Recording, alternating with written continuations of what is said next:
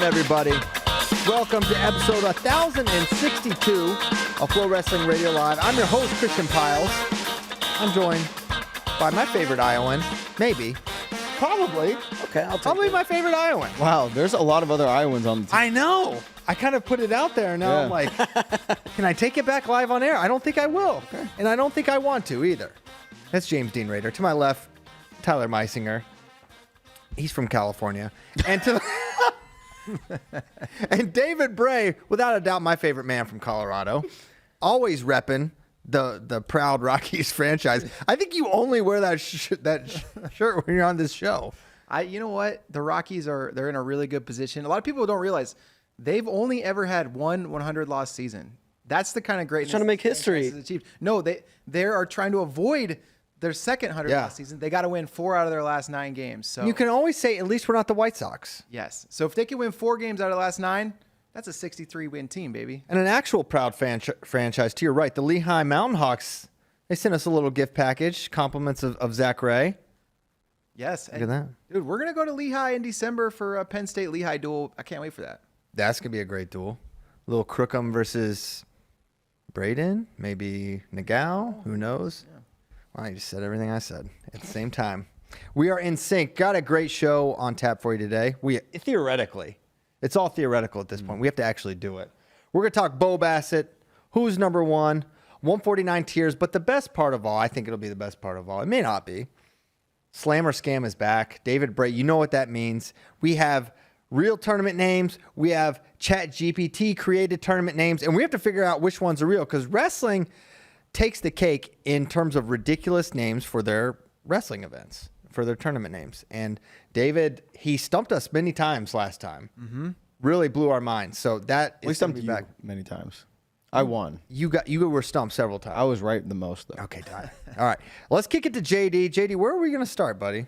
We're going to start with the one, the only, the freshly tattooed Bo Bassett. Bo's got some ink now? Yeah. Bad boy Bo? Is he turning heel? Unlikely. Unlikely. He's already turned heel for some people. Some people are taking exception with how he's doing his recruiting process. CP, what do you think about how he has gone about this recruiting process, his unique way of doing it?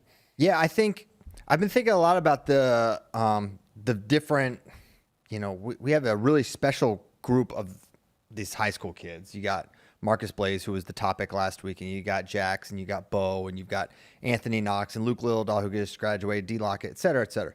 And the one thing I like about all these guys is just I feel like they give off they're so authentic. And I feel like for Bo, and it is for a while, I haven't really been reading the comments, and then I've been hearing a lot about it, about there's some naysayers, some people that take exception with how Bo has gone about his recruitment, and that, in December he releases a list of 80-some schools, and he's been slowly paring it down to now a mere 18. And it is certainly unique, and I think if any athlete did this in any realm, it would probably cause a little bit of discussion or whatever, opposition maybe. But I think in a sport like wrestling, it maybe personifies it a little more, or exacerbates it is probably a better word, where it's a super traditional head down kind of sport, and it is certainly unique what he's doing. But I love that he's doing it. I think it's great. I think because it's great for him. It's what he wants to do. He is clearly having a lot of fun with his recruiting process, and this is how he wants to go about it. And there's, I understand the cynicism with his list and the idea that, hey, some of these schools on here, how realistic is it that Bo Bassett is going to go there? Maybe not. Maybe it isn't. But he's going about it this way. The schools are involved. And I think what he's doing, not only here's what it would be an issue if Bo wasn't taking the mat and delivering every single time. This is a guy who has incredibly high goals and an incredibly high ceiling within the sport. And every time this guy takes the mat, you love watching this guy wrestle. He wrestles the way every club coach, every high school coach wants their kid to wrestle. He makes some mistakes, right? But he goes out there, he puts it on the line, and he wrestles extremely hard. And he's going about this in a way, it's like he is attention is a commodity. And for him, that's something he wants to, take advantage of. It's not for everyone. And so people in the comments like, what if everyone started? Well, there's only one person that's doing this, right? And it's Bo Bassett. And what I think is great is I think it's true to him. And then you take the other side of the coin. You've got Marcus Blaze. Marcus Blaze, who could not be a hotter name right now, is so under the radar about everything he does. He is so low key. And this guy's the only wrestler in the top 100 that's not committed, right? And everyone else has been committed for basically months. And because that's just true to who Marcus is. He's not a big talker. He's not a big social media guy. He's just about wrestling, right? And then you've got someone like Anthony Knox, who I would say, this guy's he's brash. He's cocky. He puts it out there. He says, hey, guys, I'm going to go to Super 32. And when I win Super 32, the toughest tournament in the country, I'm going to commit to this school. Would y'all follow me along and do that? That's him. That's Anthony. That's Marcus. That's Bo. They're just being themselves. And this is Bo Bassett. And there's nothing wrong with it. I mean, it's his parents, right? If the parents have an issue, if the coach has, that's for them to deal with. It's not your kid. I think he's doing a great thing. I don't think it's something that's going to be repeated. I think wrestling is better for Bo Bassett. I mean, think about the Knox Bassett deal. Just how cool. Knox steps into the bracket with Bo Bassett, says, I'm going to go down. I'm going to beat this guy. Talks a little trash, goes and he beats him. And then Bo says, I want to get that match back. And Anthony doesn't run from him. Anthony's like, all right, let's do it. And then Bo got him back. And I just think the way, I just love this era of these high school kids. I think they're nothing but fun. I think they're going to be stars on the next level. And these guys bring it on the mat. And so I have no issue with what Bo's doing. I think it's great. He's ultimately going to make a great choice for the school. Answer this. Who is possibly harmed in the Bo Bassett recruiting process and him going about it? Literally no one. There's a small faction, and I think online things get louder than they really are, and that's 100% what's happening with Bo here. I think it's a very, very small minority of Facebook boomers and maybe jealous people, but other than that, I think Bo's hitting a home run, just like Marcus, just like Anthony, just like Jax, just like D. I love how they're all handling it because I think it's true to themselves. I think I've seen some people comment like, why are you guys giving attention to this? And we're like, well, or why are you giving more attention to this than you are to Marcus Blaze's recruiting process? And the short answer is, what? If we had a weekly recruiting update for Marcus Blaze, we'd be covering that too. But this is just what Bo Bassett does. Exactly. And so of course we're covering it. Like, he's the only one doing this. So I think we're not asking Marcus Blaze for recruiting updates. Like we are. He's just a low key guy. That's just how he handles it. Yeah. Right. One of the things that I think people are going to appreciate about Bo Bassett's recruiting process in hindsight, one is that kids get to see younger kids get to see what's happening in the home visits, and these coaches come through and the frequency. And like, even for me, that's a little bit eye-opening to think about this guy having 11 home visits in a 10-day window of time or whatever. Like, that's interesting. That's unique. And the thing I think that he's doing well in the home visit process is like, he's just celebrating that he gets to have these conversations and gets to meet these coaches, and he's not like pitting them against each other. And to be able to, engage in all these conversations with all these programs and then to maintain positive relationships there is going to benefit Bo in the long run, wherever he ends up going. And so, I don't know if at first, it feels like, oh man, you're giving him the axe, you're crossing him off the list. Is that going to cause some tension? It's like, I don't think so. I mean, ultimately he's going to go to one place and not go to the rest of them, just like everybody else. But he gets to, demonstrate like what it's like to have productive relationships with these people along the way. And for sure, that's true to him. Other thing is, it is hard to be consistent in content output. Like that's all of our jobs too. And we know, right? You gotta invest the time. You've gotta get it right. And he's doing that. He's got a real plan. He's consistent over time. And I think people don't think about the actual work that goes into that. He approaches his recruiting process and his social media platforms similarly to how he approaches his training. He's consistent and he does it maybe more than anyone. Yeah. Especially when you find something that's formulaic and repeatable, it kind of makes it easier on you too. And that's exactly what this is. It allows you to be more consistent while also like knowing that it's something people are interested in and keeping it's short. We just said, you said it's like showing kids what it's like to go through the recruiting process, but it's also showing kids what opportunities you have in the NIL landscape and how you can capture the limited attention that you have when you have it and use it to the fullest extent. I think he's the guy who's doing it the best out of anyone. For sure.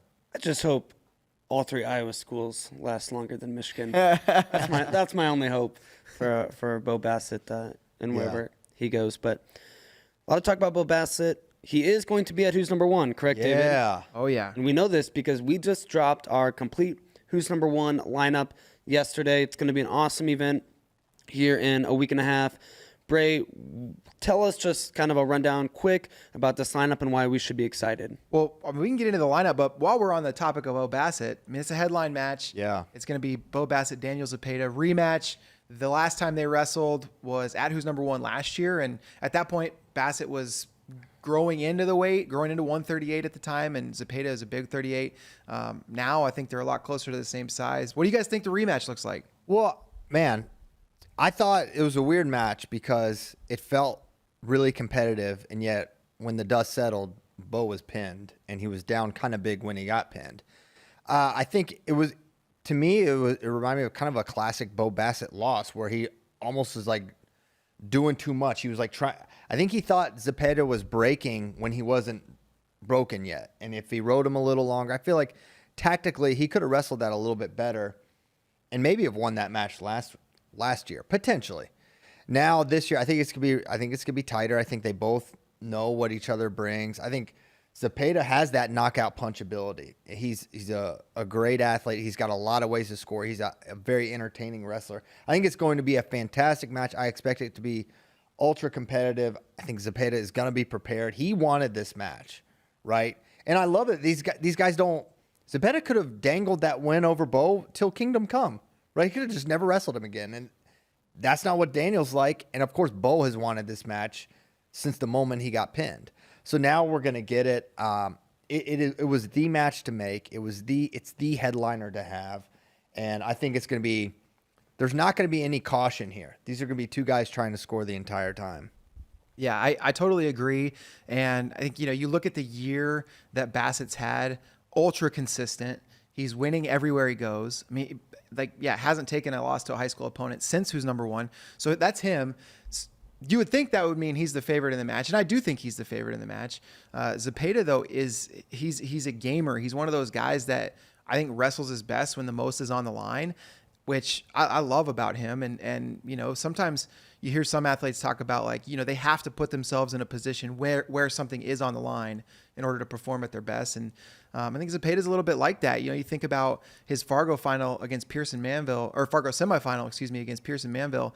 He lost to Manville at junior duels just a few weeks earlier, and then came back, knew he had to get that match in the semis to have a shot at this rematch, and he got it done. He gritted out some positions, and so I think this is going to be a fantastic match. Bassett's going to make the pace super high, and the question will be, does Zepeda keep up? I can't wait for it. I think Bassett's the favorite, but Zepeda is a guy that believes he can go with Bo, and I don't know that that's true about very many people that Bo wrestles. Well, you talked about how Zepeda could dangle that win over Bo's head and hasn't run from this. Not only has he not run from it, he's run to it, because after the Fargo finals, he went up to David, who was commentating the match, and said, "Me versus Bassett, make it happen." Not even realizing that we had already devised a plot to have Bo Bassett waiting around the corner for him with a golden ticket. And then I followed him back to his interview with USA Wrestling, and in that interview, he goes, "I want to wrestle Bo Bassett. He's gotten a lot better. I've gotten a lot better.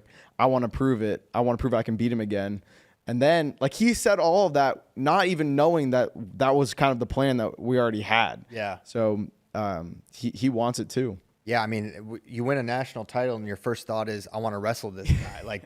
And you're not thinking about celebrating. You're thinking about, "All right, I got this win, so now I get to wrestle this guy that I've already beaten." That's pretty freaking cool. So yeah, great match. It's like the perfect headliner. It's going to be incredibly exciting. There's 0% chance this is a boring match. Yeah. It can't happen. Yeah. Yeah, and I mean, everybody in that area has a vested interest too, right? In Western PA and in Johnstown area, Bo Bassett's got a lot of fans, and the Bishop McCourt crew has people that are not fans. And so I think they're going to be people that are rooting really hard on both sides of the matchup. And it's going to be packed house. I think it's like going to be the perfect headliner for this event. There's still tickets for sale, or is it sold out? There are a few tickets, that are still for sale. Well, get them while you can. Get them while you can. Another one of the headlining matchups, 175 pounds. D. Lockett taking on Ryan Burton. What do you think of this matchup? What do you think of Lockett up at 175 pounds? I love it. I think, in talking with D. Lockett, he had a big summer. He had a U20 World Championships that he had to prepare for.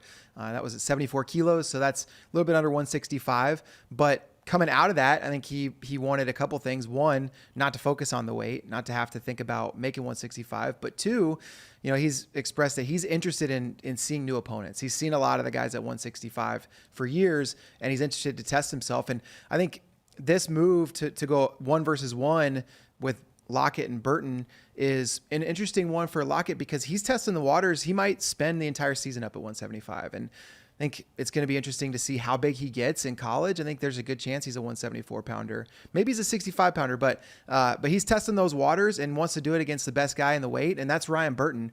Burton is a guy who had an incredible year. He has, he won Super 32. He won, I think, Beast of the East where he beat Gage Wright.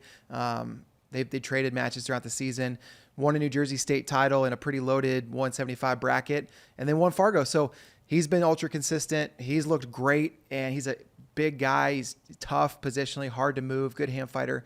So I think it's going to be a really good test for Lockett. I still think Lockett's the favorite, but I think this is a perfect test for D. Lockett at 175. We occasionally have 3 or 4 man groups. We have another 3-man this year at 150 pounds. What goes into or what qualifies a way to have a 3-man or a 4-man group rather than just one match for the number 1 spot?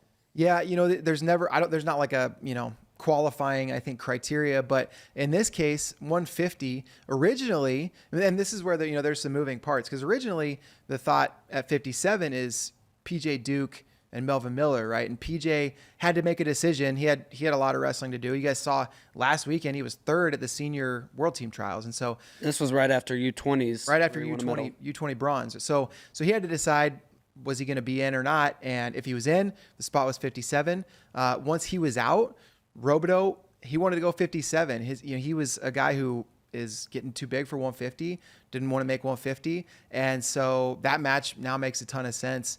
At 157, Melvin Miller, Landon Robideau. So originally it was going to be a 4-man that included Robideau at 150, but Robideau's up and up kind of late in the game. So the 4-man becomes a 3. And Maddox Shaw moves into that number 1 spot. Then we have a 2-time Fargo champ, Jaden James, who's entering his junior year, and he's going to take on PIAA champ Colin Guy. So that's why it's 3 instead of 4 was just kind of those moving parts that were moving until pretty late in the process.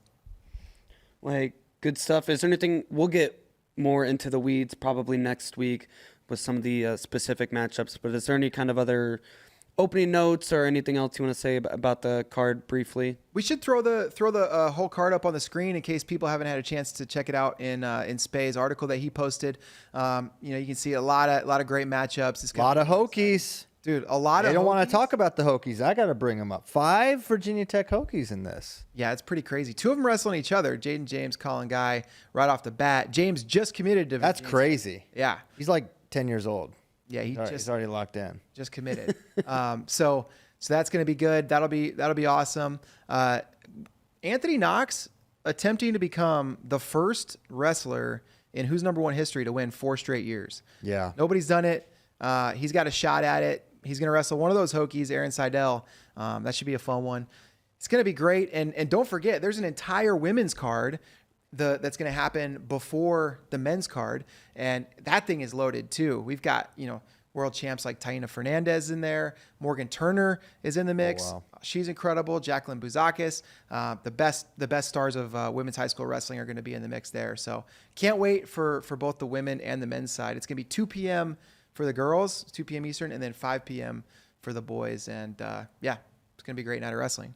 Cannot wait for that. Bray and I will be on the call for the men's card. Me and Spay for the ladies. I I'm always excited for who's number one. Amazing event. This is gonna be a great one for sure. Appreciate your guys' excitement and support. You guys really just going to ignore the fact that we got 2 Michigan committed big boys wrestling each other? That's true. Michigan's guaranteed to win here at who's number one. Yeah. I mean, it's a really interesting match because Michigan, they had Jude Correa committed for a while, and Jude Correa, he's in that, he competes at 215, which is in between the college weights of 197 and heavyweight, but he had expressed that he's planning to go up to heavyweight. And then Nicholas Sahakian flips his commitment from Stanford to Michigan, and now it's like Arizona State. Or sorry, Arizona State. Yeah, I forgot. No worries, dude. Anyways, flipped it from Arizona State to Michigan, and now it's like you've got the 2 top guys at 285 and 215 going to battle, and that's gonna be crazy. And it made sense, especially because for Correa, the matchup there to make was Drayshawn Ross. Drayshawn's out with a shoulder surgery, so it makes sense. And we get a preview of what could be a battle inside the room, and maybe who's going to take the top spot. I have a challenge for all who's number one competitors this year. I want to see who brings out the best celebration post-match. We've had a lot of good ones in who's number one history. Shane Van Ness with the American flag and the stop sign for World Team in Fargo. Hoagie Heidley. Yeah. Eating a sandwich. Eating a sandwich was great. Though the ref intervened. Great officiating there. Nikki Handsome Tuesday, popping top. Another great one. Immediately. As the ref tried to stop him. Larry Early. Yep. Counting them up. So I want to see some great Kurt celebrations. McHenry. That's all I want. Yeah. Malik Heinzelman. Any time to whistle. That was sweet. So it's going to be an amazing event. We're all looking forward to it. Chad Red. Oh, yeah. He went crazy. He won the 4-man with Pletcher, Yanni, and Taylor Lamont. That was a crazy one. Yeah, Zepeda did like a little backflip into a pose last year. Yeah. Oh, yeah. So that's all I want is the athletes have fun. That's a very Bust important out some note. good celebrations. Yes, indeed.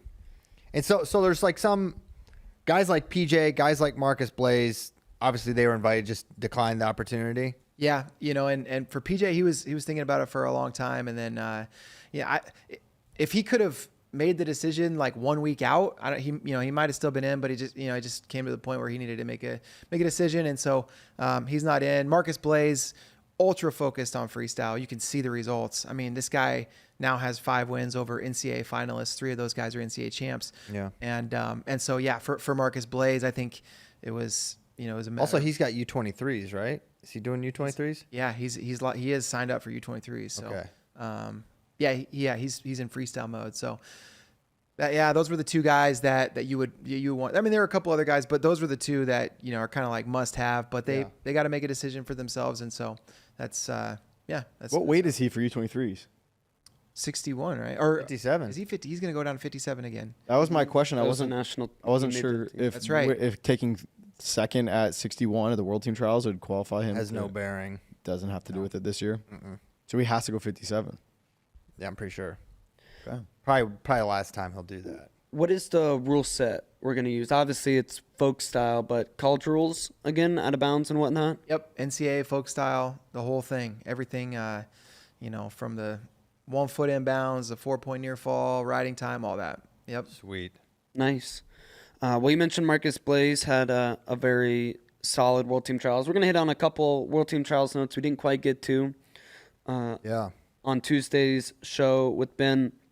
Starting off with 70 kilograms, where Daniel Cardenas had an under-the-radar, really solid tournament.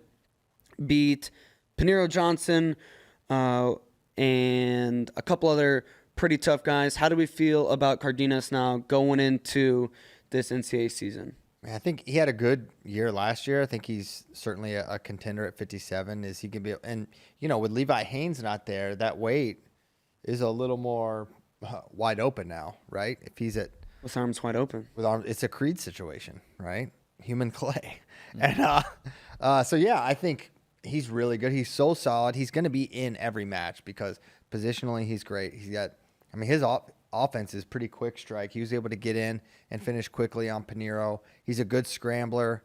He's a very complete wrestler. We've seen what he can do from the top position against someone like Meyer Shapiro. And Meyer beat him at NCAAs. I think they split at the tournament. And, of course, Cardenas beat him at Vegas. So I mean, Meyer may be a favorite, Ja'Cory Teamer, but you got to throw Cardenas in the mix as a title contender. And we don't know where Pinero's going to be. Iowa State's lineup, definitely still many questions about it. And a lot of it hinges on where Anthony Echemendia ultimately lands.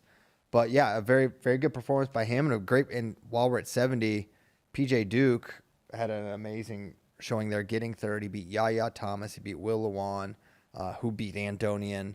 Had a couple other really good wins. Really, only loss was to Pantaleo, I think, right? Or he kind of got beat up there. But he also beat up Alex. Yeah. I saw Alex's face the next night. It was beat up. It got a little chippy.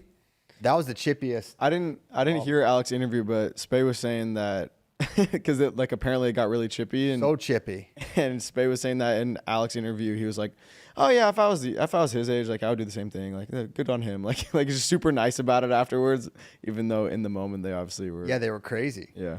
Just basically punching each other. Yeah, it was in the side of the head. Yep, that's what it was. That's a classic PJ match. I will say this, not to make excuses for the state of Iowa. Pinheiro Johnson did beat Cardenas at U23s, hence why he's on the U23 World Team. And this was a backside match, so you can't even count it. Is it a backside match or did Cardenas get better? Sad boy hours. Doesn't matter. After Pinheiro, my prediction, my Tuesday headline, I will say this, Tuesday headline, it's not a prediction, it's just an out there headline of Pinheiro winning 70 kilograms. Failed to come true when he got tech 10-0 by James Green. Yes. If he was close. He almost had James. Mm-hmm. He was right there. He had him right where he wanted when the match started. But then, yeah, James. James also beat Arrington and then Pinheiro. He didn't have any layup matches at any point in time. He really, I mean, it's crazy to think that may be one of his better performances at the stage in his career, but it really was a special showing by James. We should mention, because I don't think we mentioned it on Tuesday's show, Alex Deringer. He was our lone shoeman. Yeah. Shoeman, and I don't know if he was on Shoe Watch for any of us, but a legendary career from Ringer. No kidding. And it was a really cool moment, actually. Like, he loses to Jordan and you're not even thinking about Alex retiring, and then all of a sudden he goes to center and you know what he's about to do, and it's like, oh my gosh. And then it was really cool how the entire crowd immediately recognized what was happening, and like after all cheering for Jordan, it was a very pro Jordan crowd there, and they immediately turned and showed crazy respect to Alex, which was so deserved. And Jordan coming over there and giving him a little kiss on the back of the head and a little that nod of appreciation and respect was really, really cool. And for Alex, some of you, we're getting new fans and new listeners all the time, but there was this thing we used to do, like it kind of Penn State fans kind of started it, because you would post like a picture of like, I don't know, Michael Kimmer or Tyler Berger, and Penn State fans would just flood it and be like, Nolf's going to kill him. Nolf next topic. Like not even, they didn't have anything to do with it. But this was the kind of original next topic guy. Like 165, you didn't even talk about it. There was nothing to even discuss when Alex Deringer was there. It was just like, all right, move on. There's other weight classes that are more interesting, because he went his last two seasons totally undefeated, dominant, won a Hodge Trophy. And then he's really, as you get to the best to never make a team, for active competitors or guys of this generation, he's really up there. I mean, and he may be at the top of the list when you look at not just how great he was domestically and he beat a lot of different guys, but you look at this guy went overseas and won a lot of matches and beat a lot of world medalists. And not to mention the fact that, and everyone could speak to this, but just one of the best dudes, nicest guys you could ever want to be around. It was, it's sad to see him go out, but he went out in a really, really awesome way to the greatest wrestler of all time. No shame in that, and heck of a career for Ringer. You oftentimes hear, great guy off the mat or whatever, but I feel like even more with Ringer, you saw it where his accomplishments, yada, yada, yada, an even better guy. Yeah. Can't be said, a lot of really good wrestlers out there. Can't always be said, better guy than wrestler. A lot of scumbags. Just kidding. But with Ringer, it's absolutely true. From firsthand experience, great guy. And just a little plug, he was on the Bader show this week. So if you haven't had a chance, listen to that interview. Really cool insight into just kind of his journey through wrestling and just how much it's meant to him. So I got a lot out of that. So Came out of Wisconsin pre-Askren. yeah. Yeah, he was. Before the rise of Wisconsin. Did he have more influence on the state of Wisconsin wrestling success than the Askren brothers? I don't know about that, but he was a huge name coming out of. I mean, out of high school, he was a monster name. And everyone knew he was going to be the real deal. I mean, think 5-time Fargo champ. something like that, won everything, and then his college career. I mean, y'all don't realize how close this guy was to being a 4-timer. He lost to Derek St. John. Very, depending on who you ask, controversial. Go back and watch that takedown sequence. It's like he was right there to win. St. John would win that year, and then really Deringer would, I think, have one other loss afterwards. He would. Only 3 that was in his college career? Four. 3 of them were St. John. One was Volrath. Jim Volrath. But even like speaking of how good of a guy this guy is, on the Bader show, he's like, wrestling St. John in overtime, in on a double, his hip hits, and he doesn't say I should have won. He says I should have kept him there for half a second longer. If I would have been in the finals. Like that's how he thinks about it. But it was very controversial at the time. It was like, wait a minute, this looks like a takedown. Yeah, it was close, and I mean he was right there to win that match, and then afterwards, his sophomore year, he had he majored Dylan Ness in the finals. It was a dominant win. And that was the year James was the 1 seed, and it kind of looked like it was going to be a James Green Deringer showdown. And Ness hit the elevator, pinned him with the gator bacon, and then it's Ness versus Ringer.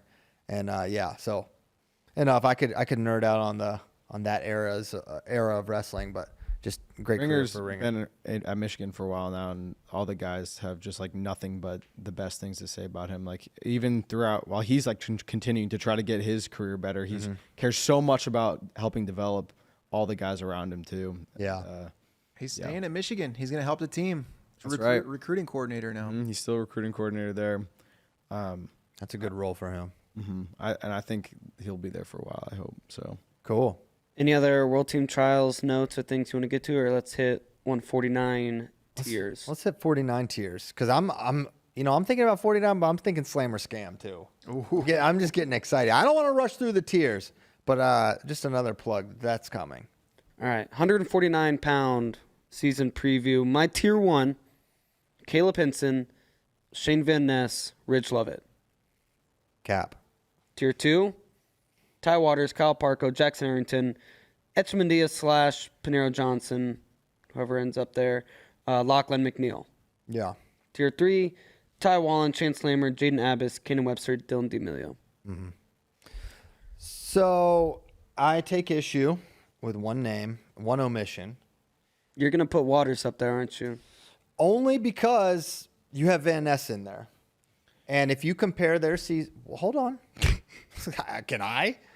If you compare their I didn't seasons... say anything. If you compare their seasons, Ty, more wins over All-Americans, significantly more dominant, fewer non-All-American losses. I don't see what... As a true freshman, whereas Shane was a redshirt freshman, Ty objectively had a better season.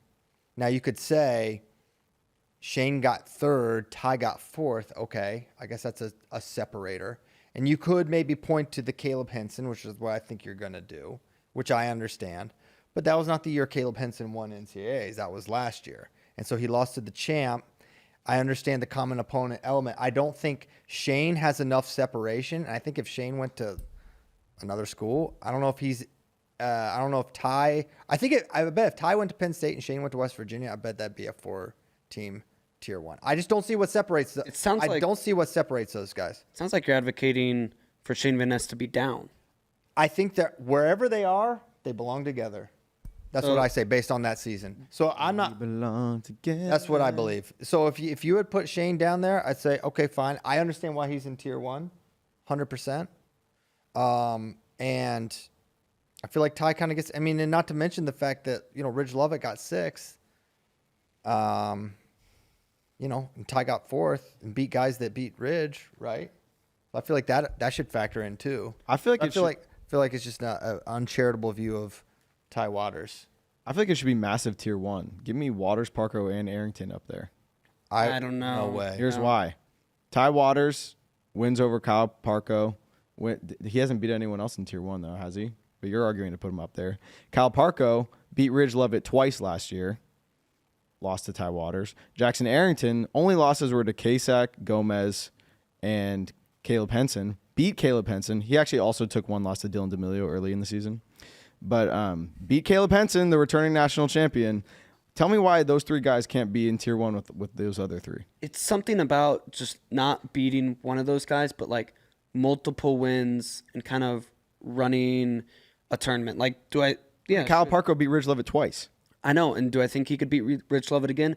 Maybe. But do I think he could, in a tournament, beat back-to-back-to-back, like Henson, then Van Ness, and a Tier 2 guy? I don't know. What suggests that Van Ness can?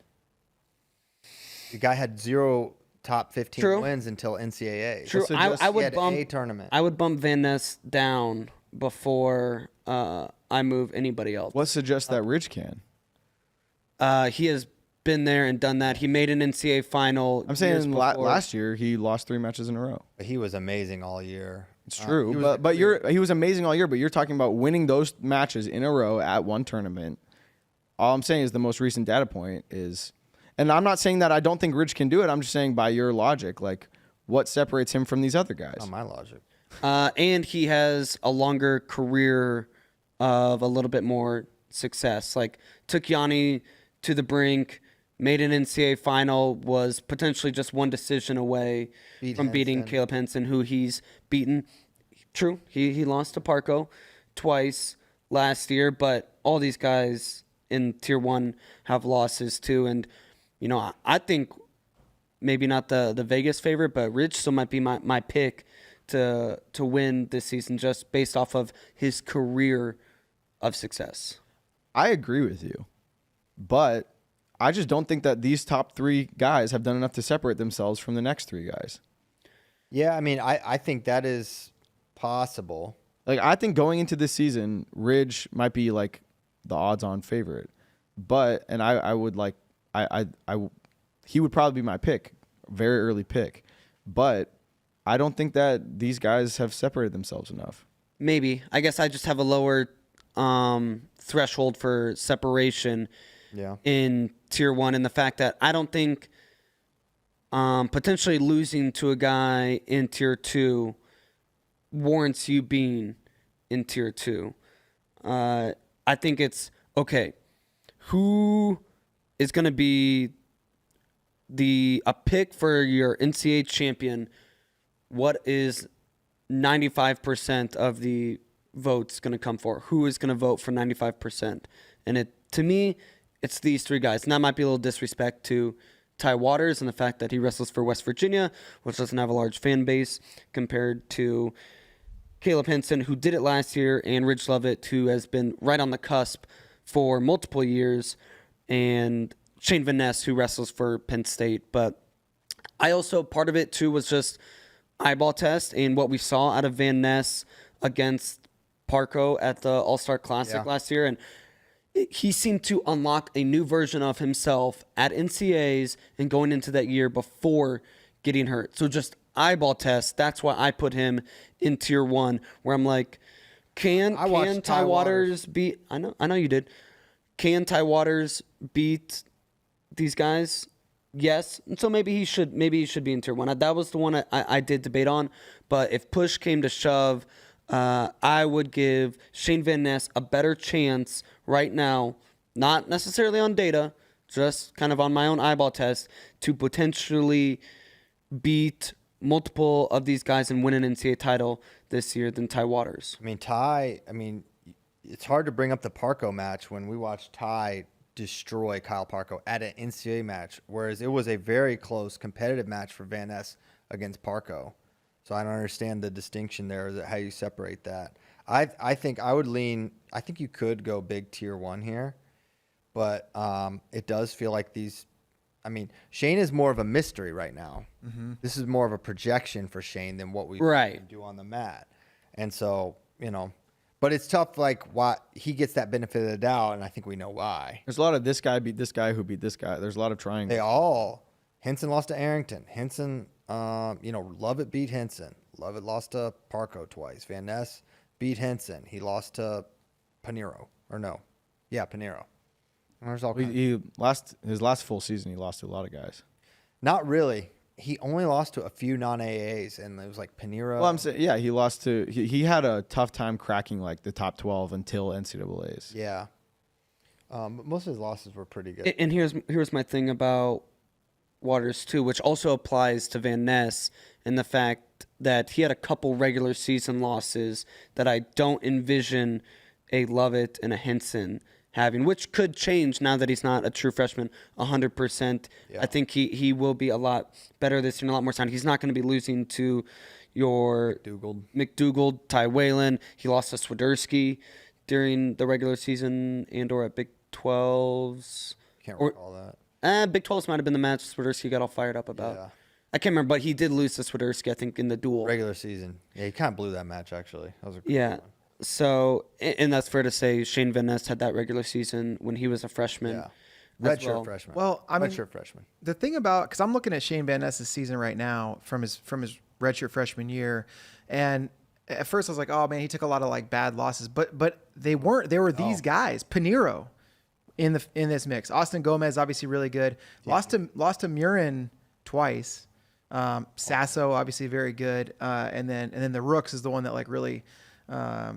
Oh no, he didn't lose the Rooks. He almost got Ethan lost to Miller. Yanni. So he did, but he got it done. So it's a crazy. I mean, it's crazy to think like he's wrestled like this tier of guy, and that's where the losses have come. It wasn't like okay, some fluke freshman thing. I mean, so I don't know. I'm really curious. It sucks that we don't have the data on him because he's been hurt. But yeah, I don't know. I think it's hard to say exactly where he's going to be. That's why I want Mega Tier 1. Yeah, I'm not actually. I wouldn't have thought about that till you mentioned it, but now I'm kind of not mad at it. Because I mean, even Henson as the national champion had the Lovett loss and an Arrington loss. Mm-hmm. So even he doesn't. He's got the stamp because he's the man, right? And he did it when you were supposed to do it. But it's certainly tenuous. Yeah, I think big tier 1. I think Etchemandia or Pinheiro and Lachlan tier 2, and I think you could slide like a Whalen. Whalen's more of a mystery. He had one good tournament last year. He had a rough 2. And one, I don't remember. I don't think he wrestled anybody super tough. And then he had a good Midlands where he beat Waters and Parco. Yeah. And won it. And I wasn't quite ready to put him in tier 2 just yet off of one really sound tournament when he's redshirting. But Van Ness has only had one solid tournament. That's true. So I just think, and this is again Penn State bias, but I'm giving Van Ness a legitimate shot at winning this year. I don't know about Whalen yet. I don't disagree. And then we got Lamer, Abbas, Webster. Kanan Webster, definitely a guy I could see sliding up in that tier 2 realm. Mm-hmm. He lost to Waters, I know, at Midlands, but I think. It was kind of the question last year, like, is Illinois going to use him? And I didn't think it made sense because what Illinois is about to do, I mean, they are going to have a really good team. We'll get into Illinois at some point in the season lead up, but they've got they sat a lot of guys last year and have lined a lot of things up to have a really good season. So I'm excited for them. I'm excited for this weight. Anyone else that's not in the top tiers that could potentially emerge? I don't know about emerge into All-American contention. Maybe. I definitely don't think anybody is going to emerge into title contention out of these, 15 names we mentioned. There's no freshmen coming out or anything like that. Kanan Webster. Yeah. Sorry. But like true freshmen, yeah. I don't think so. But I've been wrong before. So it's a good weight. I do think it is a little tough to separate, but I think there's a lot of guys with really similar resumes. So well, yeah, and it's fun because it's not a weight with one guy. It's for sure not a next topic weight, and a lot of guys who have the ability to win, especially if they get hot, like all the way in tier 2, like a Netchmandy or Pinheiro Johnson. Yeah. Do I think right now they would be the odds-on favorite to, like I said, win 4 back-to-back-to-back really tough matches? Probably not. But if they get hot, Absolutely. And could they for sure bust up a bracket? Could they take out a Rich Lovett who went undefeated and is the hands down number 1 seed and has looked dominant all year? It's not going to be safe. Yeah. He had a Parco loss going into the. Yeah, I know. Or late in the regular season. Yeah. He was but I'm saying like He was this still year. number 1. This year, he could run the table, win CKLV, and I still don't think we're going to have a whole lot of confidence. Like, you might be like, he's got to be the pick, but you're like, he's going to have a really tough match, quarterfinal, semifinal, and final. I feel like there's not a next topic weight at NCAAs until like 65 with Mitchell. And then 74 is not next. No. 84 is not. 97 is not. And even heavyweight, like Kirk is probably the second biggest favorite. But, man, what Feldman showed last year, man, that could be interesting. And then Younger Bastida without a broken finger. Yeah, can all his fingers stay intact? He will be very dangerous. I mean, and Wyatt Hendrickson's back. So, honestly, it feels like 65 is the only weight where I'm like, I don't see it's getting their Daringer treatment circa 2016. Yeah. Somebody, there's a note in the chat, and you guys might have said this. I was looking at the chat that another guy at 49, Teague Travis, apparently moving down from 57. Oh. Are you sure? No, that's just a comment in the chat. I think Fish is redshirting this year, but I think Teague will go, and I think we'll see Taggin at 49. Okay. And then Carter. By the way, I think we got confirmation it's taken. Or Taggin? It's Taggin. Taggin. That's what we got. We got confirmation. Taggin. So I think it'll be Taggin at 49. I think Teague will go 57, and Carter Young will be in the mix somewhere trying to break into the lineup. I don't know what weight for Carter, but he'll certainly contend. But I think Hughes is going up from 33 to 41. Got it. And we'll see probably like Whitcraft or J.J. McComas at 33 for the Cowboys. We're going to find out whether it's you or Logan Lanfear who's got the better insight later on. But, hey, could be Logan. We'll find out. That's just my prediction. So, Oh, now Logan's saying that was just a guess. Logan, you got you're just guessing? You can't just throw guesses in there. You can. That's fine. Just, maybe please designate it as a guess next time. Yeah.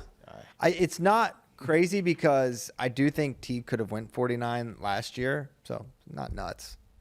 But I think he's 57. Still nuts. Still nuts. All right, we ready for this? You've asked for it. Bray's been dodging us. Not really. We just haven't done it.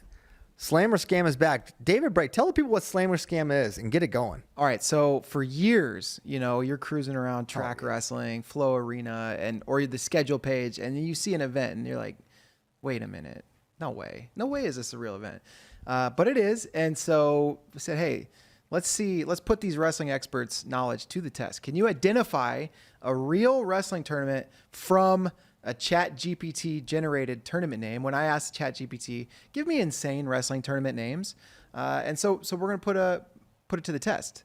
Do we need a random number generate an order for this? Is that what we do normally? Yeah, that's fine. All right. Let me do a random. Actually, whichever way you do it, just start one way and go the other. And so it's not like, I don't know. So just pick who goes first. Yeah. Also, I want to say we did get confirmation. It is Tagan Shoot. from Jason Hildreth, and you even replied, "Okay, good." That's what I thought originally, and I heard other people say Tagan from Jason Hildreth, who he's Oklahoma guy. He's in the know.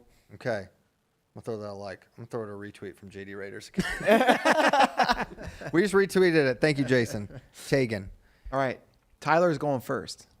Okay. Let's keep this thing serpentine. Okay. Serpentine. So let's go serpentine. me, JD. You're always second. Yeah, you'll be. Yeah. So we're gonna go serpentine. I think in the past, that's we've Rose. So this will be good. All right. Okay. These are tournaments that you could expect to experience on some sort of a prairie. Okay. Which one's real, Tyler, and which one's fake? Is the real tournament the Stampede at the Stable, which sounds a lot like a wrestling tournament, or the Dust Bowl Beatdown Bash? Dust Bowl Beatdown Bash or Stampede at the what? Stampede at the Stable. I'm going to go Stampede at the Stable. Is real? We're all answering, right? No. We you do get them your one. different. Oh, that's right. Yep. You Okay. Yep. always like I to say forgot how we Just did say it. that's the I forgot slam. how we did it.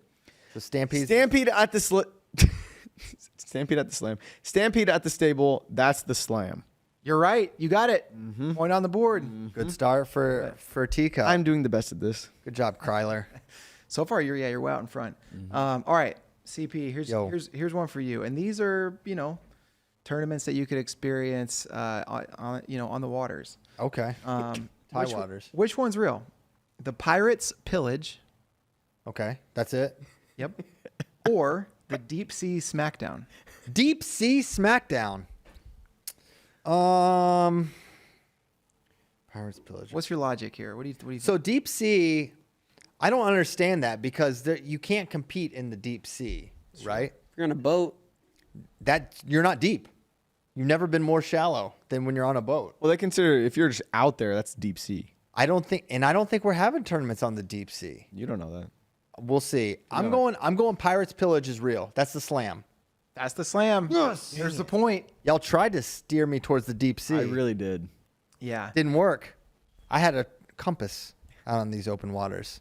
All right. I gotta assume, I don't know, these tournaments are based on like a mascot or something. Which one's real? The Rubber Chicken Classic. Potential tournament in Maryland. Or, oh yeah, I forgot to tell you where the other ones are from. I'll get to that in a second. Or, Oh yeah. the Crocodile Crunch Classic. Ooh, sounds tasty. I'm going to go Rubber Chicken is real. That's a Maryland tournament.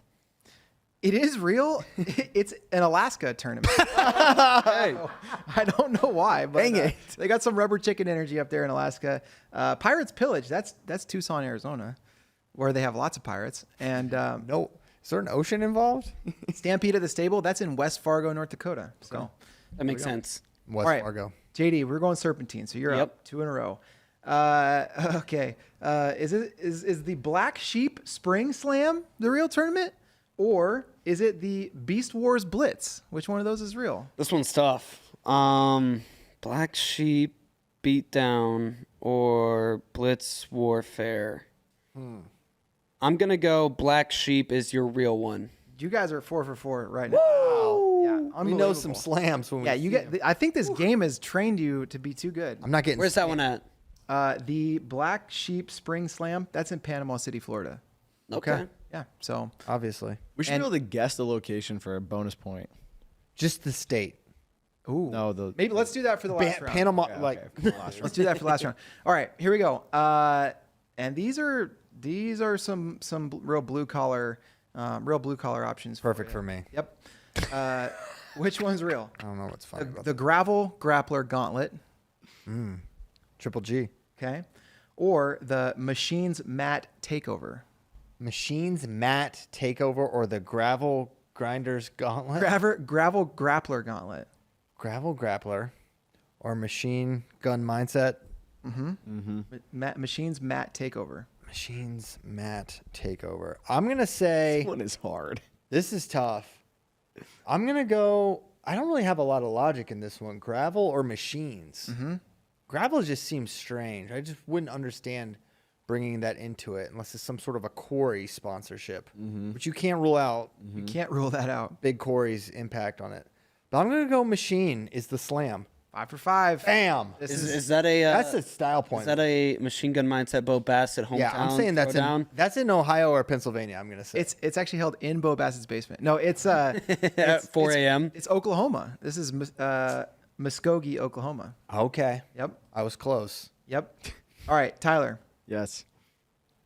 Here's the first. Everybody first likes loss here. Everybody likes little evening wrestling. Ooh, Okay. Yep. Okay. romantic. Which one's better? Friday Night Fight Okay. or Takedowns Till Sundown? Those both have to exist. Oh, I'm starting the other one. Whichever one's a scam, I'm Trademark starting. it. Yeah. Takedowns till sundown is worse objectively, but it's like, okay, did Chat GPT think of the better one or the worse one? Mm-hmm. I'm gonna go Friday Night Fight is the slam. I'm sorry. No. I'm sorry. You can go to Takedowns Till Sundown, Pittsburgh. That's a Pittsburgh. Oh, tournament. wow. And Dang it. we know when it ends. Yeah. Yeah. Okay. It's at sundown, and then at sundown, all the matches are concluded. That's just stop. That'd be a first for a wrestling tournament. Okay. Dang it. You can redeem yourself right now. All right. How many bonus points do I knew get you were if I guess the location? Well, let's wait to the last. Let's just do the last round. Relax. Let's do the last This round. is the last round, isn't it? No, we got 4. Oh shit. We got Okay. 4. We got 4. Okay. All right, here we go. These are both sort of carnivorous tournaments. Ooh, Okay. finally. The Claw and Fang Carnage. Okay. All right, or Enter the Lion's Den. I know this one. Do you actually? Which one? Which one's the right one? Enter the Lion's Den. Okay. Is this like one of those? This is a Princess Bride situation. Yeah. Could be. What was the other one? He might have just trained his body to accept the poison. Whoa, what's the other one? Claw and Fang Carnage and Enter the Lion's Den. Claw and Fang Carnage or Enter the Lion's Den. I'm gonna go Claw and Fang. I'm gonna go Enter the Lion's Den is the slam. Yes, that's right. That's a real one. You can go to that right here in Leander High School in Texas. Oh snap! Not too far, just down the road. That's really close. We got any Leander? When is that? I mean, that's like I might take Caleb. that's where Cedar Park is. Well, last time you did one that Caleb actually wrestled in. Yeah, the Takedown for the troops. down for the. Okay. All right. Here we go. CP. Yo, Arctic Warrior Ultimate Challenge. sounds like a 5K Okay. or a Spartan combat event. At least have a hunch where that one could be. Or Clash of the Barbarian Behemoths. Man, God really gives his toughest battles to his strongest Oh, soldiers. this one's Think so? I don't think so. What was the first one? Arctic Warrior Ultimate Challenge. I don't think this one's easy. I don't either. Which one is it?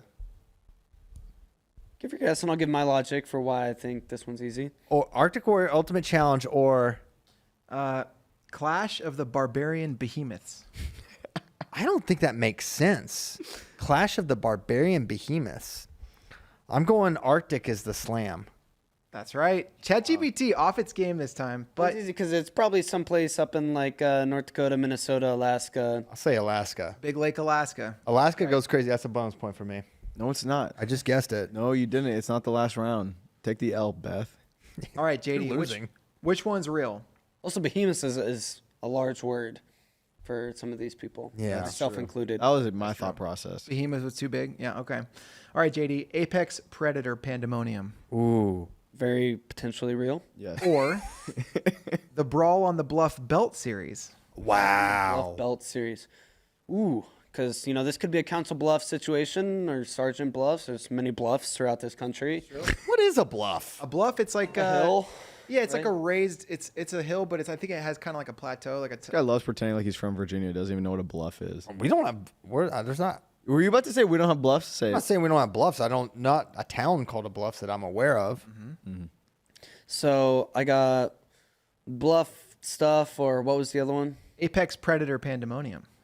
Oh man. Oof. I'm gonna go bluff stuff is real.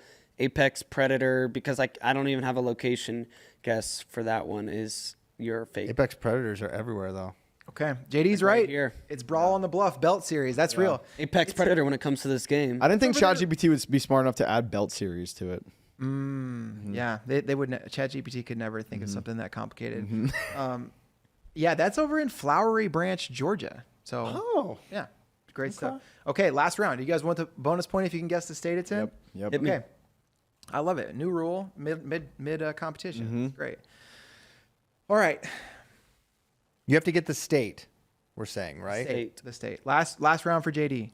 The Tomahawk Tussle Okay. or the Sledgehammer Showdown. Oh man.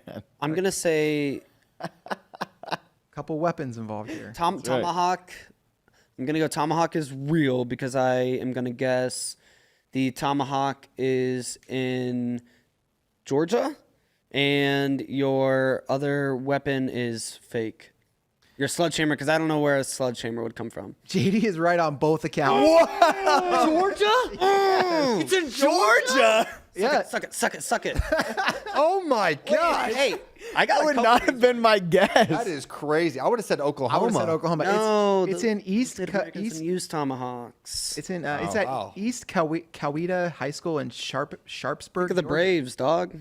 That is so Wow. crazy. Dude, he got it. Georgia. I'm really impressed with your Native American knowledge. JD's of history and big geography. trail of tears energy over there from. All right. Does he have one more? No, that was that's it. All right, You so- have to get both of these correct to time me. All right. Yeah, here we go. All right, here we go. I don't like this Those laughing. giggles. Which one's real? Okay. Charles Carr, Turn It Up, Red Hammer Rum, or Jack Hammer. 2 words. Jack Hammer's Jamboree, Steelworker Smackdown. I hope these are both real. I know, dude. This is crazy. I feel like I want to go. So here's my rationale for why I may take the Steelworkers one, just so I can say Pennsylvania and have Right. the chance at the double. Because the first one, it could be anything. What's the first one? Charles Carr's Turn It Up, Red Hammer Rum. I don't know where Charles Carr lives. Chuck Carr. All right, make Here, it- I'll toss you a bone. It could be a Michigan tournament for Detroit, even though his name is Cars. I'm thinking just, cars. That's deception. There's a lot of automobile I'm going. industry over there. I'm going. What was the last? The second one? Charles Carr, No. Jack Hammer's Jamboree, Steelworker Smackdown. Steelworker Smackdown is the slam. I'm sorry. It's Carr. All right, so that means you got 3 points. So Kryler can tie me. he can tie, can or beat you. if he gets the state right, he can move into second place. Where was Cars from? That was Pierce County High School in Blackshear, Georgia. A lot of Georgia. A lot of Georgia. Georgia gets a creativity prize. Okay, This is Caleb Henson's legacy. we got a women's tournament next. Okay, which one is real? The Gilmer Girls Bobcat Bash, Gilmore girls? Yeah. Like the show? or the Femme Fatale Frenzy. Oh my gosh. What was the Gilmore? Gilmore Girls one? Bobcat Bash. Gilmore Girls Bobcat Bash. Gilmore Girls Bobcat Bash? Not a cougar clash? Not or this time. or what was the other one? The Femme Fatale Frenzy. Femme Fatale Frenzy. Okay. This is easy. Shut up. It is. I'm going to go Gilmore Girls Bobcat Bash is the slam, and I'm going to guess it's in California. It is the slam, but it's also in Georgia. We got a lot. It's Georgia? Yeah, so there you go. Georgia's crazy with Gilmore it. Girls Bobcat Bash.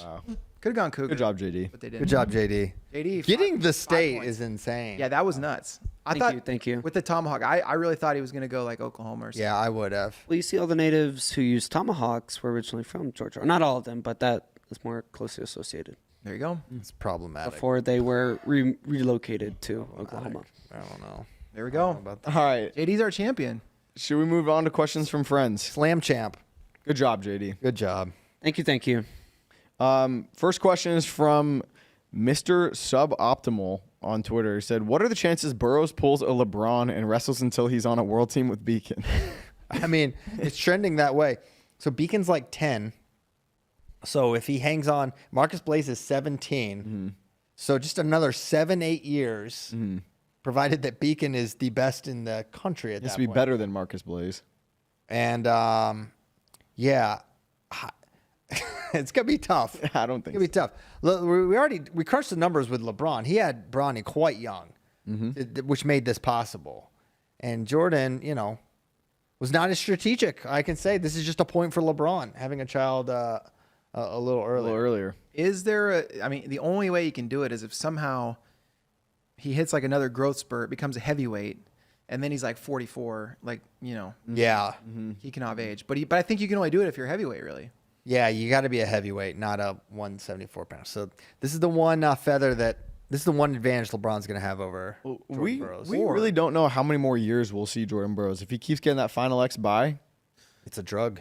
Imagine this. So imagine this scenario: 2032, Australia, beach wrestling in the Olympics. Okay, Burroughs just rolls up. just rolls up. love the idea. I think this could happen. Beacon and Jordan, Beacon on the beach. Yeah. This could happen. Let's get that tournament. Or Masters, once Jordan is 75 and Beacon is, I don't know what age he would have to be, but then he would be eligible for the youngest 55? Masters. Yeah. Wow, both of them wrestling masters. Okay. Yeah. I don't hate it. That's the long game. All right. Kevin Mulder, he has a tweet that I don't know if we need to read. It's about Ray Higuchi. It says Ray Higuchi sees the benefit to learning folk style, and he's an Olympic champ. Apparently, CP's friendship is having an influence on him. I've never talked with my dear friend Ray Higuchi about this, but You're not friends. He is wise. Yeah, we're not dear, certainly. But yeah, I think he sees the value in it. He's wrestled 2 Americans, Seth Gross and Spencer Lee. I don't know if that's what's.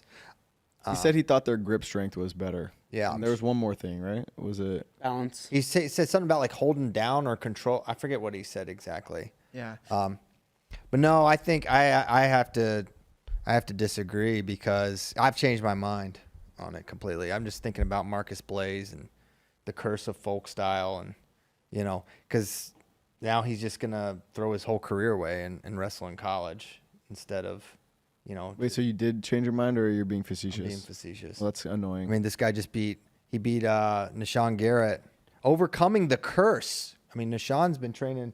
He won NCAAs in 2016. Been training full-time freestyle.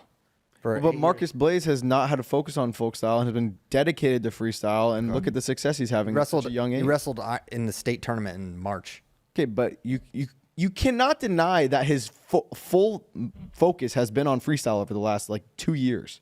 Yeah, it's been holding him back. I mean, he's only 7. Holding him back, it just helped him. It just made him make the finals of the World Team Trials. Are you trying to fire me up? Yeah, I got you in a blender right Insane. now. Listen, No, you don't have me you're anywhere. insane. Yes. You're being wild right now. This kid is 17, and he just beat all these guys who had... And his focus has been on freestyle. No. He's been going to RTC practices. Bro, are you on drugs? All the tournaments you've been watching him compete at have been freestyle tournaments. I know. He wrestled an entire folk style season. He wrestled Ironman. He wrestled the Ohio State High tournament. school doesn't count. Why not? What do you mean? Hold on. Stop. You're wrong. He just went through it and he beat Dayton Fix. He beat Nishan Garrett and Seth Gross, who have been training full-time freestyle, 2 of them, continuously. And he pushed Vito Ruja. I just watched Levi Haynes. These are guys who also came off of folk style training, though. Nishan. Vito just came off a full folk style tournament. That's true. Nishan. And he lost him. Nishan, his whole career was training folk style until he graduated 8 years ago. 8 years ago, but his whole life was training folk He's style. undeniably done more folk style. Your whole point. You have to stop. You're not. This hurts you, Tyler. I don't think so. Yes, it does. You're the one who were saying that Marcus Blaze has been focusing on freestyle to his detriment to his folk style. When have I ever said that? Well, he hasn't won any folk style high school tournaments. What? What are you talking about? He didn't win. He didn't never win said Super that here. 32 last year. He didn't wrestle in Super 32. Yeah, it's hard to win. He got second at Ironman. He lost to Davino. But Yeah. Yeah. Well, and also you said he didn't compete at Super 32 because he was focusing on freestyle. Okay. So focusing on freestyle helped him. He's been. It's not the focus necessarily. It's just like the timing is off because he's wrestling in world championships till late into the summer. Okay. Well, I mean, I don't. I mean, you not just conceding this point that the guy is training folk style and freestyle, and he just beat a bunch of full-time freestylers. If the full-time freestyle was the advantage you say it was, he would never be able to beat these guys. Dayton Fix is a world silver medalist. Seth Gross and Nishan Garrett are world teamers. These are also guys that have been coming off of training folk style, though. But they haven't. Oh my gosh, Tyler, stop! Like- they haven't wrestled folk style in 8 Dayton years. Fix just wrestled a folk style tournament. Vito Ruza just wrestled a folk style season. What are you talking You about? have to stop. They both. Why are you saying that they just never wrestled folk style? They both just wrestled folk style seasons. All right, I guess you can't even like. This is bad, Tyler. But they both did the same thing. So what are you talking about? No, they didn't do the same. Yes, they did. They both just wrestled folk style seasons and then dedicated their training to freestyle. And then Marcus Blaze did better. Tyler, the crux of your argument is that training full-time freestyle is a huge advantage, and we have someone that's been training it full-time for 8 years that just lost to a 17-year-old. Stop. Okay. No, that's it. That is literally it. Levi Haynes. You also brought up Dayton Fix. I mean, I'm just adding him in there because it seems like he's pretty good at freestyle. But I focused on Seth Gross and Nishan Garrett, who have been out of it for a really long time. Okay. Also, Dayton took like 2 years off training full-time freestyle in the middle of his college career. You just wrestled a folk style season. I'm aware of that. I'm aware of that. So should he have not taken those years off? I don't know. And should he have competed? Everything they are doing is fine, and not to the detriment. He went in and smoked Haratunian at Worlds, like teched his way to the World Finals in 2021. What he was doing worked. What Marcus Blaze is doing, training both, is working. It has him on a prodigy trajectory, training and doing both, and he's gonna wrestle in college. But don't you think the focus he's put on freestyle has helped him get better at freestyle? And helped him beat these guys that are world silver medalists, that are world fifths? Of course. Probably, yeah. Yeah.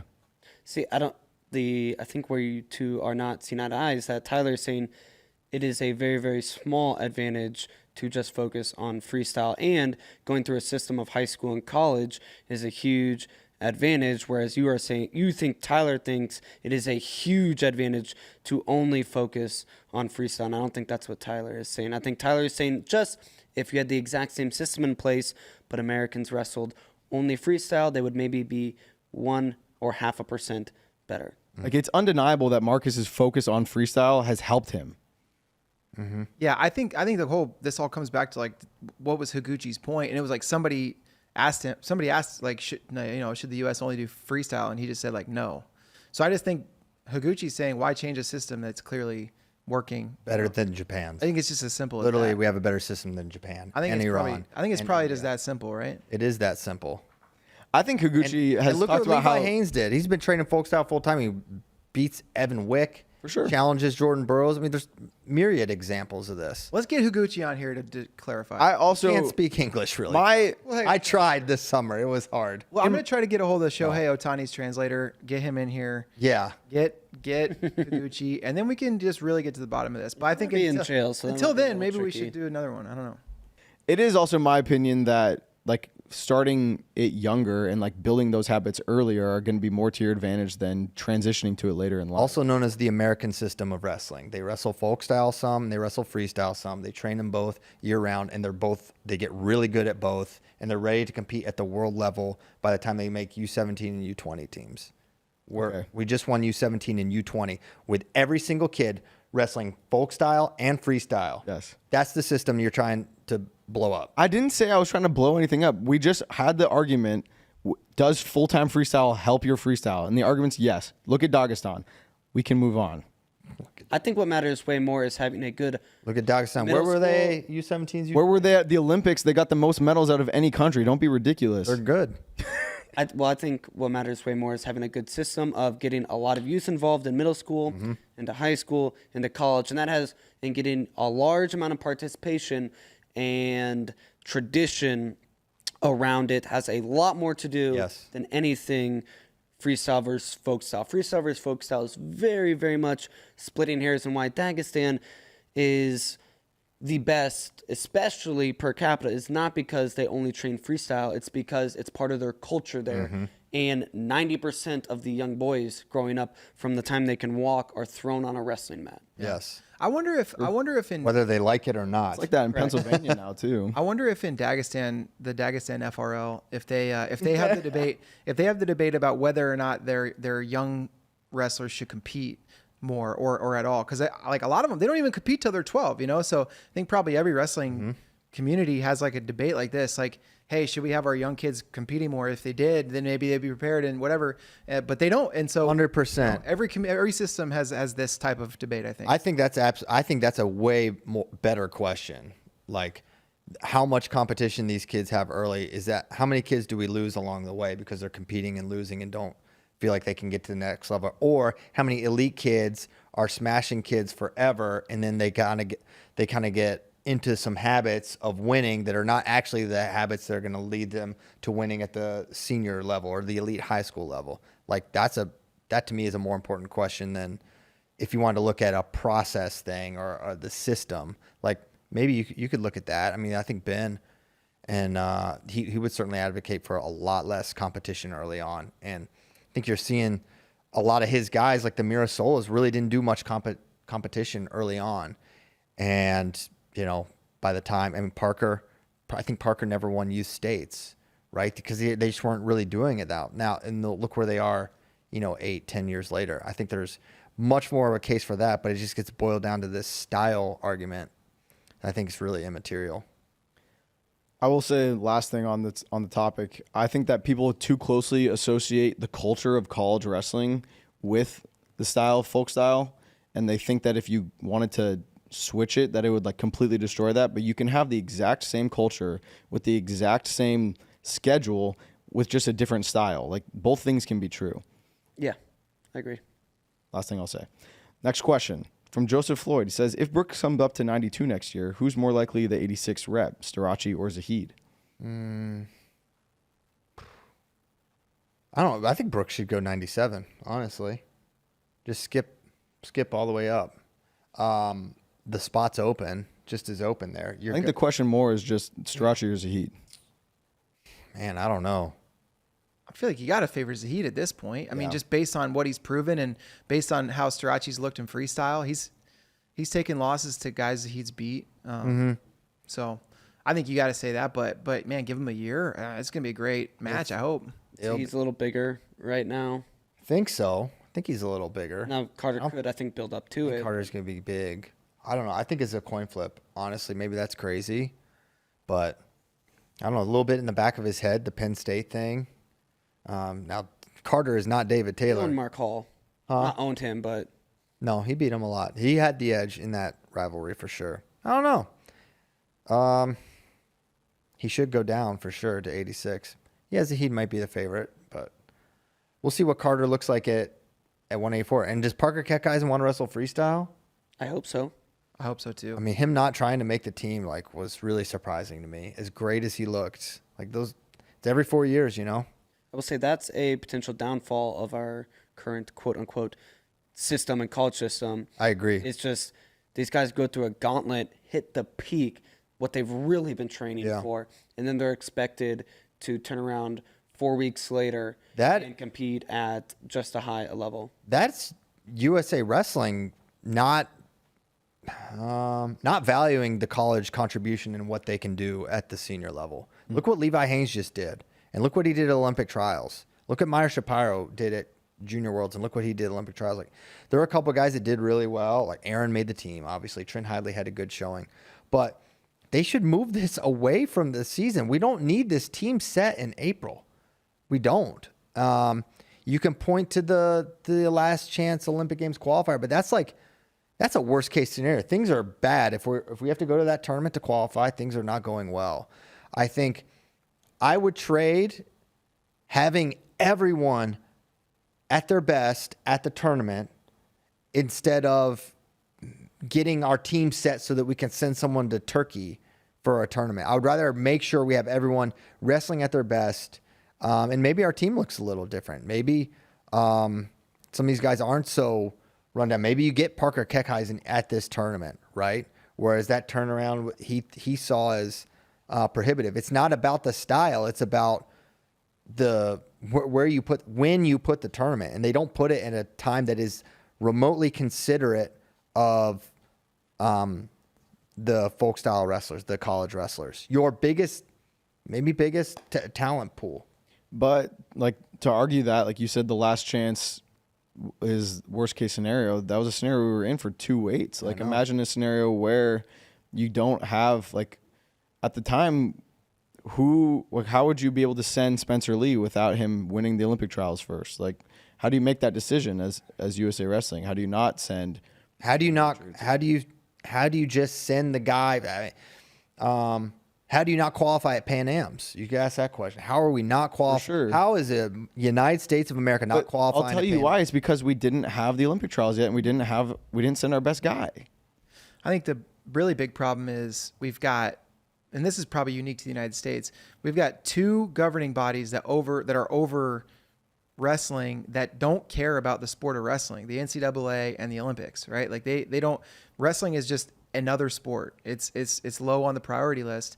And those 2 things dictate what happens in the sport of wrestling a lot more than the actual wrestling stakeholders do. And that's a hard thing, right? If you're in most countries, you can back your process up and do, whatever you want. You can move things around because there isn't something as big as the NCAA that has a set championship, and there isn't, the Olympics, which schedules its championship like a lot earlier than normally the World Championship is. And so that's the thing that really puts USA Wrestling in a tough spot is what do you do? How do you work with this? And I feel like USA Wrestling's trying to put us in a position where we can go send those reps to qualify if we need to. And so they kind of, if you're going to do that, you kind of have to have the trials. But ultimately it comes down to like the NCAA completely, not even in conversation with USA Wrestling or the Olympics. And so that's where we're probably in a uniquely tough spot in the US. Yeah. I think we should just back it up a little bit and get those guys in there. Back that trials up. Right. Well, No I mean, diggity. if we do that, Jaden Cox doesn't even have time to get his passport. Yeah, that's true. That's true. Next one is best example of a wrestler that stayed the course or winning after failure multiple times. I mean, I think would say Sarah Richards. Sarah Hildebrand comes to mind for me. Yeah. So that's different. Like Sarah, so many times a medalist, so many times close, and then wins the Olympics for sure. And then domestically, Zane Richards making a team was like, what? Chance. Yeah. Oh my gosh. Yeah. Chance. Yeah. I mean, he didn't stay the course though. He got off the course, got on the course, and made it happen. But I think the point here is perseverance, and Chance certainly had every reason to never wrestle again. Had every reason to, not think he could get back, and to tell himself he couldn't get back, and he did. Hayden Silmer is another one who, was perpetually a kind of a 5'4" guy on the ladder before making the world team a couple years ago. This will be a weird one, but Jordan not making the team in the Olympics, not making 2023 world team, and then not making the Olympic team, you can retire, maybe the GOAT, and then you re-enter and you make the team and look really, I mean, he looked better in 24 than he did in 23. Chance did not get worse. Chance looked really good in that tournament, right? Mm-hmm. Jordan made the adjustments, and he had to beat a lot of good guys to get there. He had to beat Levi Haynes and Alex Daringer and then Chance Marsteller twice. He had never beaten in 2022. He could not beat Chance Marsteller in 2 straight matches. So it's kind of weird to say Jordan, but like it's another example. This also makes me think of guys who like didn't place at the NCAA tournament and then won it. Like Mike Machiavello. Yep. Like that was huge. Well, he won an NCAA title. That's what I'm he's saying talking about. You don't place 3 times and then you come back and you win Kassar. it. Oh my gosh. Yeah, Kassar. Ben Charrington, a guy from Colorado, did in 2006, never placed for Boise State and then won it as a senior. Jesse Whitmer, strongest man in the world. Zane Richards made his first world team at like 29 or 30, beating Thomas Gilman. Welcome to the show, Tyler. Did you think we meant Zane Rutherford when we said Zane? Oh, yeah, I did. But that's kind of another example. I thought you guys were talking about Zane Rutherford made because no he world didn't make, teams. he wasn't like, he came back. He made a team in 17. Yeah, it was always right there. But right there. And then he won a world title, so definitely jump up. But the weight helped too. Yeah. Cool. Next one. Should Marcus Blaze skip college and start training freestyle full time? No. No, he shouldn't. You and know- I'm even a freestyle. I guy, don't think but he no. should. I don't think he should, but I mean, it's also his best financial opportunity. yes, that's why I don't think he should. His Also, best. it's also his best wrestling opportunity. Dude, I'm so curious to see him at the NCAA level because I do think freestyle he's demonstrated is his best style. Mm-hmm. But man, I think he's going to be a problem in NCAA. And it's For also our best senior men's freestyle wrestlers are attached to a college. The OTC isn't really a thing anymore. So if you want to go and get the best training and the best coaches, you are going to go to a college. You don't necessarily have to compete for that college, but really, I mean, you're going to be 19 years old around college guys your age and there every day, and you're not going to go compete for the college. Like, no, you should, and you should get those high level pressure situations and reps. Just and more than anything, going to a room where you're going to have great training partners every single day and a variety of elite training partners. That's a huge advantage. I said theoretically you could do that and just not compete. Well, I think what's your incentive if you're a college team and this guy, like, no, I don't think so. I think you can come to RTC practices, but like I don't think you would get that. It's like, what's the incentive? And now it's going to shift away from the senior level, unfortunately. And all this investment is going to go to the NIL and the college teams, right?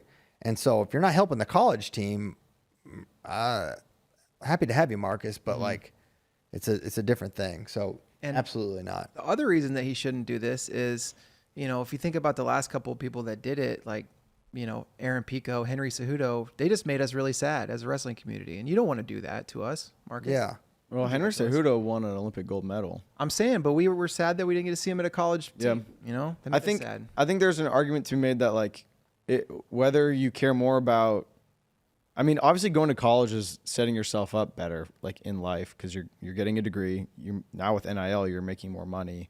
But if your only goal, the only thing you care about is winning Olympic gold, like Henry Cejudo did that by making that decision. Aaron Pico got a lot closer probably because of that decision. I mean, he didn't even go to he was a high school. He was a high schooler. 19, whatever.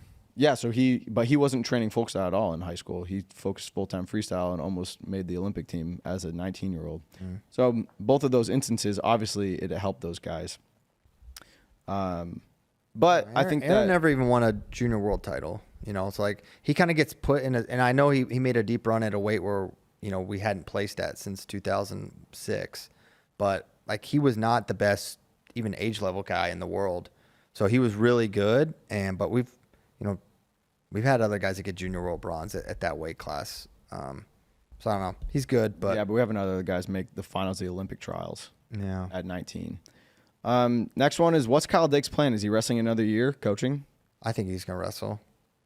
I mean, based on my interview with him, normally that's when they're the least likely to commit to wrestling, is that interview right after hard tournament. And he was immediately like, he wanted to wrestle at the non-Olympic Worlds. He wanted to wrestle. So I don't see him going. I don't see him as a college coach in the next year or two. I think he's going to continue to compete. Now, the question for me is weight. I think he needs to go up.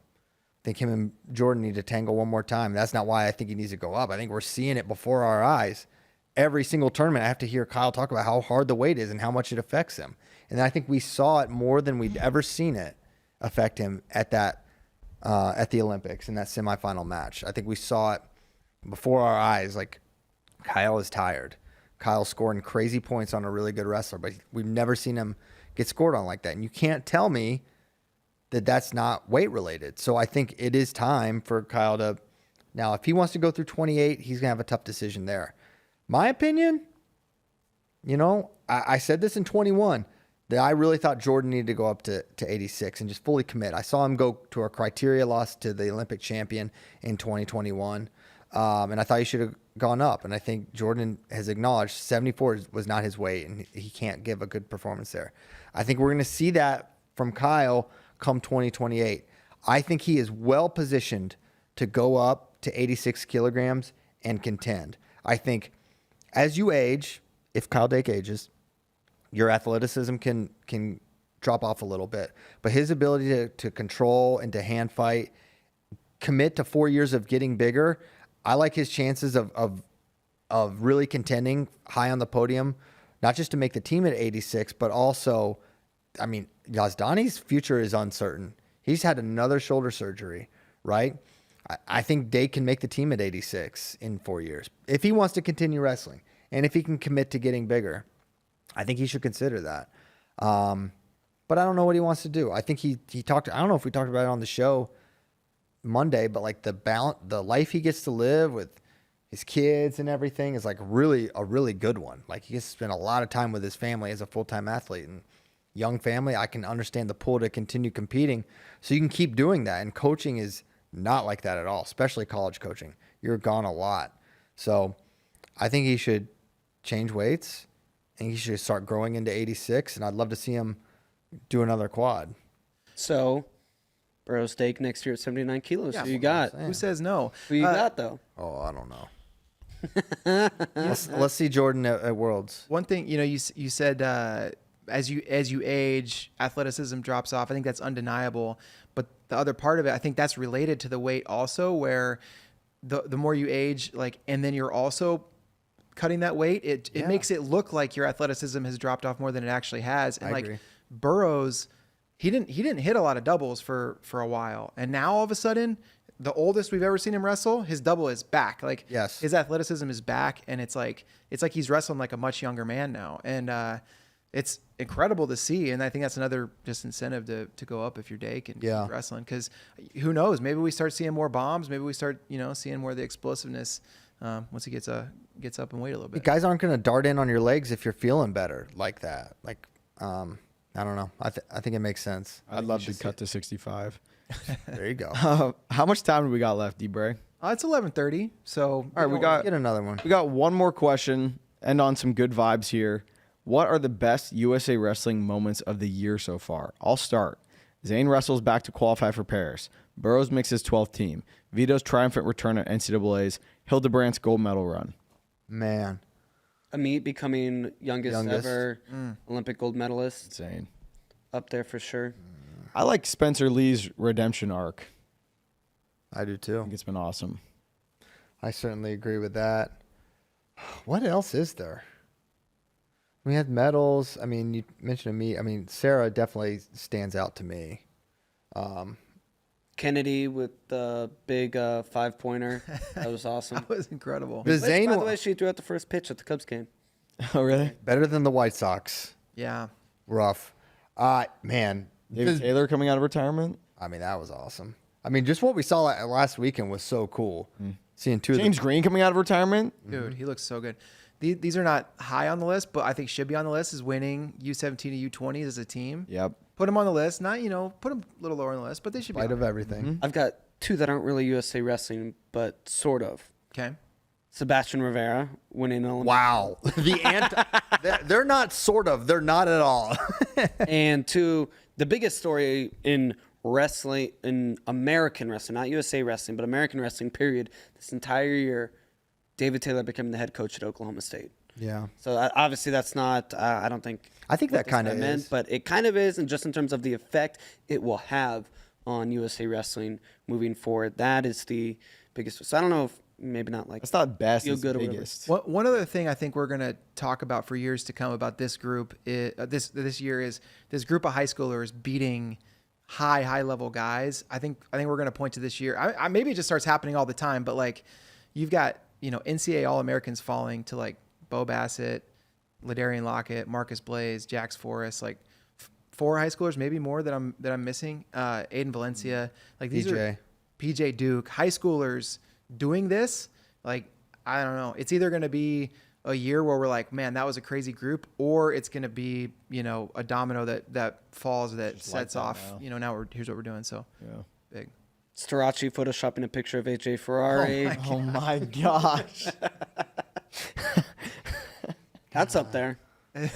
Top moments for USA Wrestling. Yeah, I'm sure Rich Bender's really fired up about that one. America's best athletes going at it. Yeah. Okay.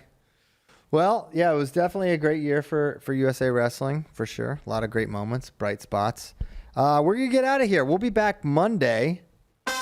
No doubt about it. Thank you guys so much for tuning in.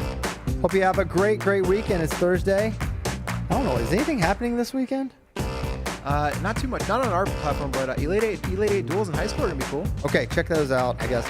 I don't know what else is happening. I'm going to be at baseball, I think, all weekend long. So Big Nebraska volleyball game. big Nebraska volleyball game. That's live on Flow. Just kidding. No, it's not. All right, thanks, guys. We'll see you next time. Goodbye.